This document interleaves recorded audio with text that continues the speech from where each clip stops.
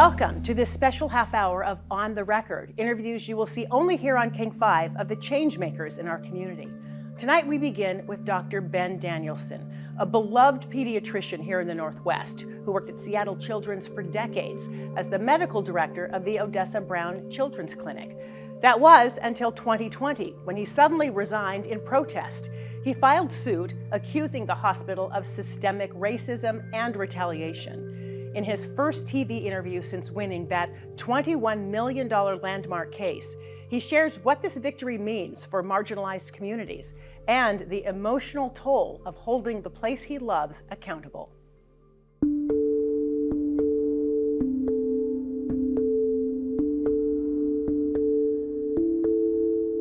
How are you? Trying to live the experiences a little bit as honestly as possible. Trying to also come to grips with how hard it is to get re-triggered with a couple of decades worth of trauma. I would still say it's also in the space of a place that you have this love for, this sense that sometimes you love the person or the place, even when you know that they're causing you harm. What was your experience at Seattle Children's? In what ways did racism manifest? I described it once as sort of being in a large pot of water and having a heating source start to sort of heat up that water and make it come to a boil, and experiencing that as something that is all around you, sometimes directed exactly at you, but being essentially submerged in it. It was a combination of some very direct, very personal, very, very traumatic experiences, in addition to a number of experiences that I was watching happen to colleagues and peers, in addition to policies and direct actions that were impacting, maybe most importantly, these amazing families. One of the things that was also an issue in the trial was the CFO in the CEO's office, in a group of people where I was the only black person, saying that they did not believe in institutional racism. How it impacts somebody like me, trying to see if a hospital can still change, is really powerful, because the silence that follows that means that there's not a challenge to that statement. And in a space where data, science, and knowledge is supposed to really matter, that is a very damning kind of condition. And how did the hospital's response, or lack of a response, to your concerns around this impact you in the workplace and others of color? There's a lot of times when your own self-confidence is undermined in such a way that you just wonder, is this all in my head? Is this something that is really happening? Did I really just hear that? Did that really just happen? They talk about gaslighting. I don't think I knew that term until a few years ago, but that was definitely a component of that experience. I was surprised by the ways in which sometimes a direct harm brought me a sense of shame, of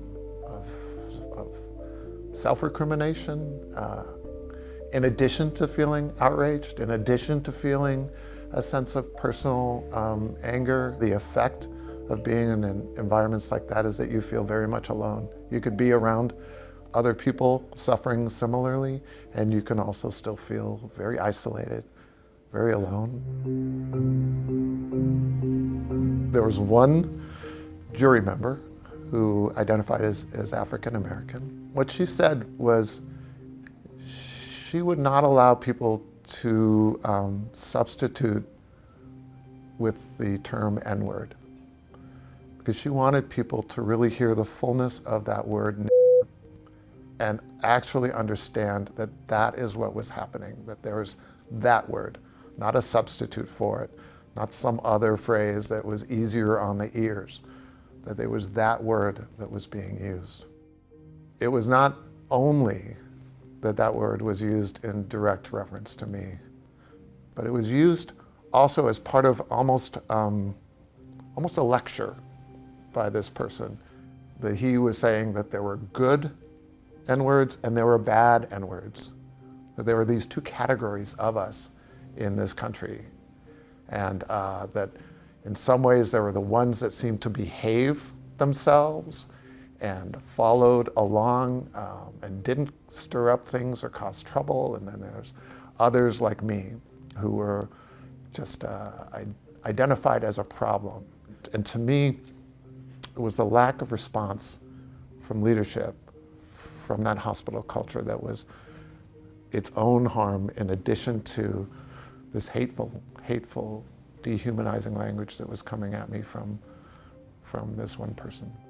The jury was predominantly not black and brown. Yeah. It was predominantly female, Yeah. 8 members. Yeah.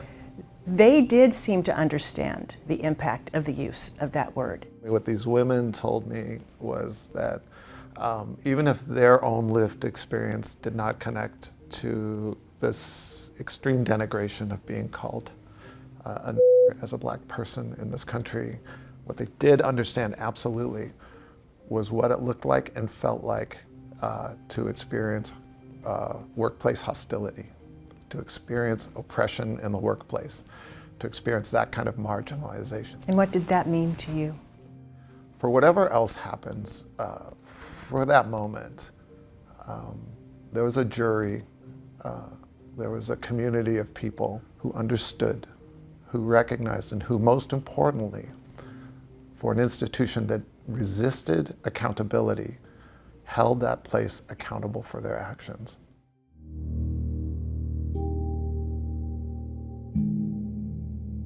What is the message do you think it sends to other institutions, hospitals and beyond?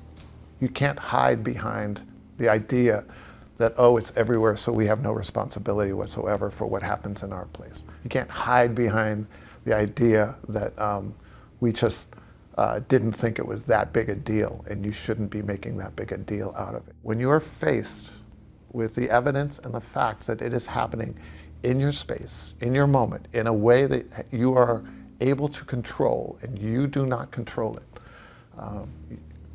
you are accountable for those actions and the impacts of those actions. Or you are culpable. You're culpable. No major reforms have been announced at Seattle Children's since Danielson's landmark case. The hospital continues to defend its policies while navigating legal challenges and discrimination claims.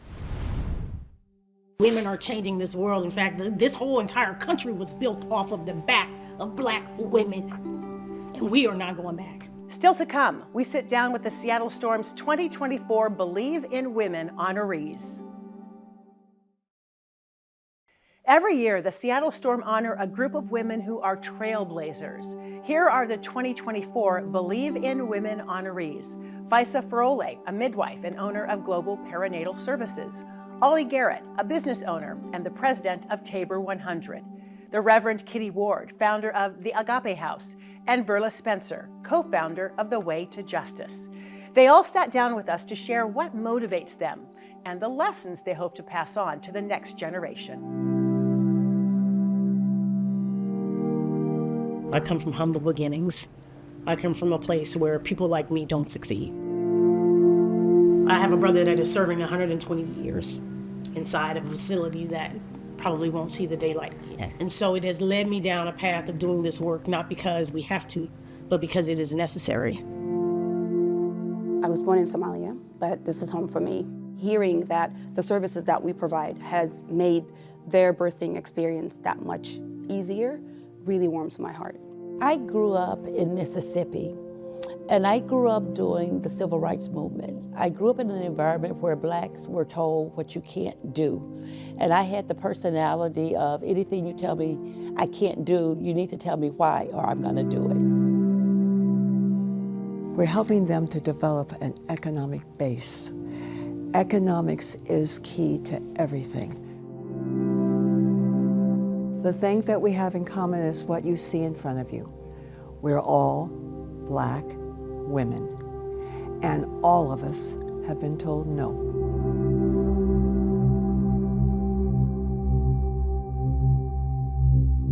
How has your identity as a black woman influenced the work that you do? We all have experienced the same things. Right. In our everyday lives, we have experienced suffering, we've experienced what it means to be able to come from humble beginnings, what it means to be able to have denied access to medical care. But it's clear the same fight, the same struggles, everything is the same. We just have different things that we focus on in organizations. The courage that you see here is the common denominator. The courage and the commitment and the integrity to do what is in us to do, and not to take no as an answer. What kind of pressure do you feel as Black women to represent other Black women? The sad part is sometimes you need to get some of the Black people out of the way in order for you to do the work that the community needs for you to do. Let's talk about that. What do you mean when you say sometimes you have to get some of the Black people out of the way? Just lack of support what we're trying to do. Sometimes also, if there is a first of a Black person, they also act like a gatekeeper as well, and not wanting for you to come onto that platform with them. And you have to ask the question, why do they serve as a gatekeeper? What are they overseeing? What are they keeping? And that's just it. Nothing. There is enough room at the table for all of us. For all of us. To be able to serve these clients in a way that meets their needs. It's so meaningful when people that look like you see the work that you're doing and they tip their head at you.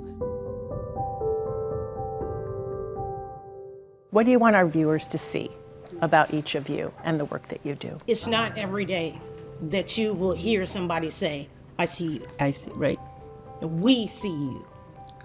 For us, that is something that drives down deep to the core of your soul when you're Black and brown. It's not about ego, it's about compassion and commitment and dedication. We were taught to live to give. You're going to change the paradigm, and you're going to make the place a better place than when you first arrived. I didn't get to my organization that's earning 7 figures right now based on DEI. I got it because I had to work my butt off. With all of the challenges that we are coming up against right now, we must stand. We're in interesting times right now, so early into this newest administration. How are you feeling right now? It's been less than a month, but the stuff that has been just coming out of that office, Oval Office, it's just been scary. I am a little personally nervous because I'm not sure how awake we are as a people. We have to understand the day we're in. He's not joking. He's not kidding. And the Nazi sign that came out was not a mistake. It was done twice intentionally. We as a people have to wake up. I feel like back being that little girl in 1965, that we're going backwards. It's really disheartening to see us going back or trying to be taken back. I think about the slavery, I think about the Jim Crow, I think about the redlining, I think about the food deserts that they dropped us in, I think about the anti-literacy laws, and I think about, the war on drugs. I think about all of these things. Women are changing this world. In fact, this whole entire country was built off of the back of Black women, and we are not going back. We shall overcome.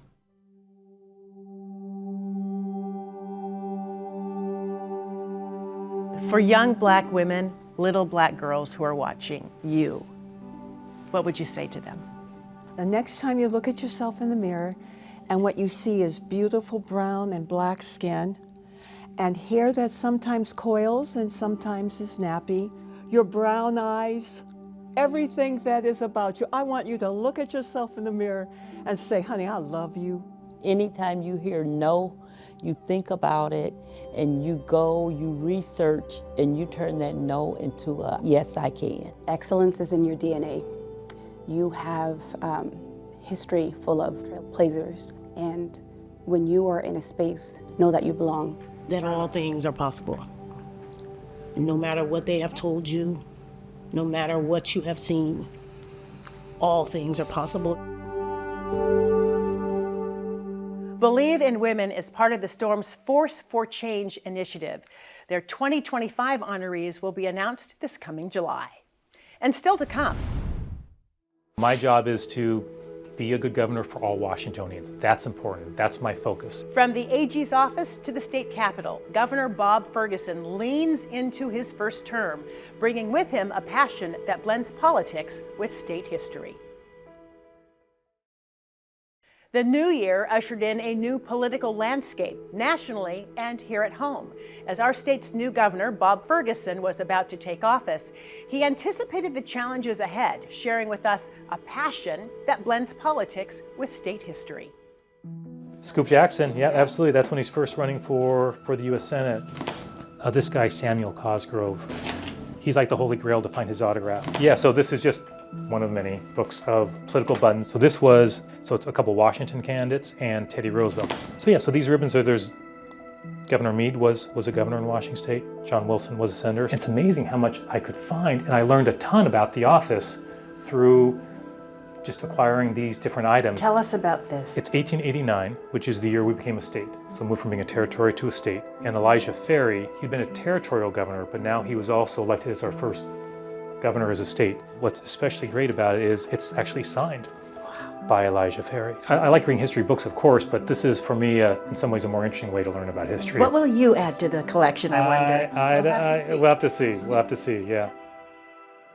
What does it mean to you to become part of Washington history? I don't really think of it that way, but you sort of realize in collecting these things of, hey, the evolution over time from as a territory to becoming a state and the different issues the state has faced and how different governors grappled with those. You're coming into office just as the Trump administration's going back to the White House. What are you anticipating? We have spent time preparing as an Attorney General now, as an office, for the new administration based on what they put on paper with Project 2025 to make sure if he acts on those things in a way that we think is unconstitutional and exceeds his authority, that harms Washingtonians, well then of course it's our duty really to act. We've heard a lot of talk about mass deportation, even discussions around whether or not the new administration would use the National Guard. How might something like that impact Washington State? We are spending a fair amount of time researching what powers a president has to essentially federalize the National Guard and when the president does not have that authority. You are the governor of a blue state in a country that's becoming more red than blue. Yeah, I don't really think of Washington as a blue state, right? I'm mindful that while I won a good victory, 44% of the people voted for Dave Reichert. That's not a small number, right? My job is to be a good governor for all Washingtonians. That's important. That's my focus. Which brings us to the budget. Yeah. The state over the next 4 years is going to be facing like $14 billion deficit.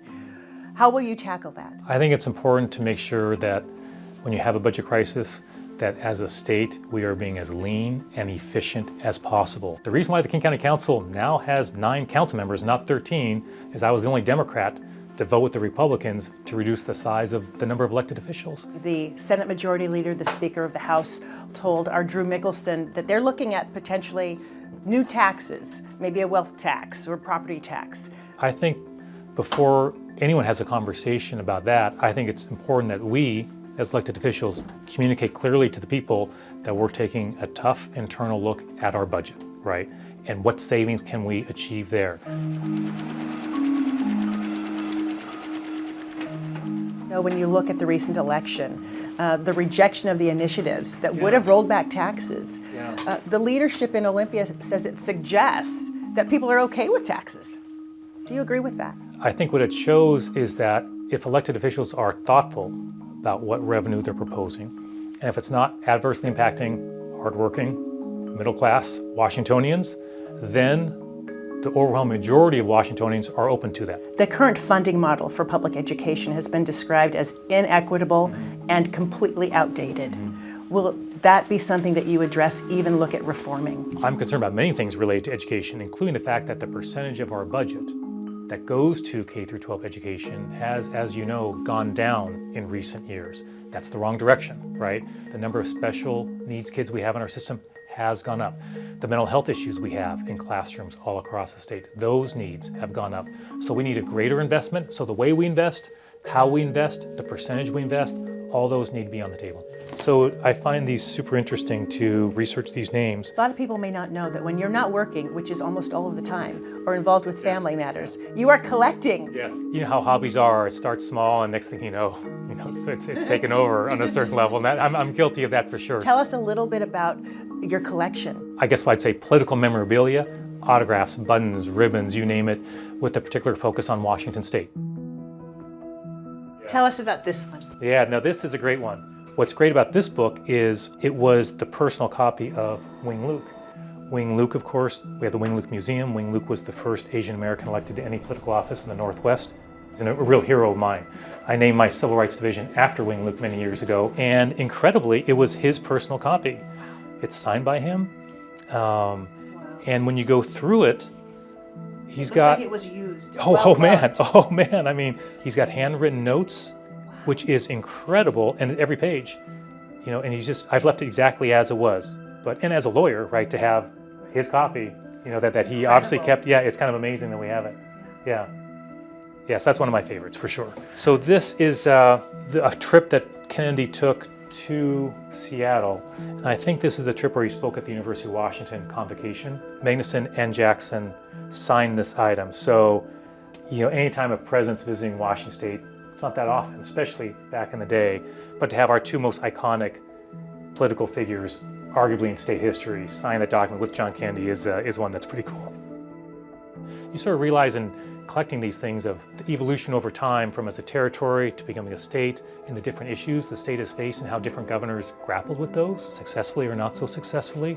You sort of realize there's a baton that's being handed, down the line, and whatever you think of their politics, I think they're examples of what we've been blessed to have in Washington State. So obviously I'm hoping to, to continue that in my role as governor. The governor plans to exhibit some of his collection in the governor's mansion, which will be open to the public. Meantime, he is dealing with a daunting task, one of the most consequential budget crises in state history, a budget deficit of $15 billion over the next 4 years. That is all the time we have. Thanks for joining us. We hope that you'll join us throughout the year as we introduce more change makers on the record in 2025.